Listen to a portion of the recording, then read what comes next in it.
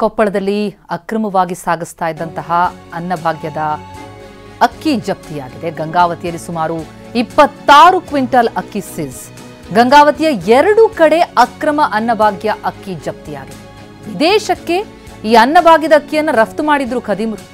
4 ದಿನಗಳ ಹಿಂದೆ ವಿದೇಶಕ್ಕೆ ರಫ್ತು ಮಾಡಿದ್ದು ಬಯಲಾಗ್ತಾ ಇದೆ. ಅಕ್ರಮ ಬಯಲಾಗ್ತಾ ಇದ್ದಂತೆ ಅಧಿಕಾರಿಗಳು ಅಲರ್ಟ್. ಗಂಗಾವತಿಯ 2 ಕಡೆಗಳಲ್ಲಿ ಅಧಿಕಾರಿಗಳಿಂದ ದಾಳಿಯಾಗಿದೆ. ವಿವಿಧ ಕಡೆ ಅಕ್ಕಿ ಸ್ಟಾಕ್ ಪರಿಶೀಲನೆ ಮಾಡಿದ್ದಾರೆ ಅಧಿಕಾರಿಗಳು.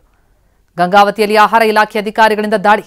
2 ಕಡೆ ಅನ್ನಭಾಗ್ಯದ ಅಕ್ಕಿಯನ್ನು ಅಕ್ರಮವಾಗಿ ಸಾಗಾಟ ಮಾಡ್ತಾ ಇದ್ದಂತಹ ಜಾಗ, ಅಲ್ಲಿ ಅಕ್ಕಿ ರಫ್ತು ಮಾಡ್ತಾ ಇದ್ರು ಖದೀಮರು ಅಂತ ಅನ್ನೋದು, ವಿದೇಶಕ್ಕೆ ರಫ್ತಾಗ್ತಾ ಇತ್ತು ಅನ್ನೋದು ಬಯಲಾಗಿದೆ. 4 ದಿನಗಳ ಹಿಂದಷ್ಟೇ ವಿದೇಶಕ್ಕೆ ರಫ್ತು ಮಾಡಿದ್ದು ಬಯಲಾಗಿದೆ.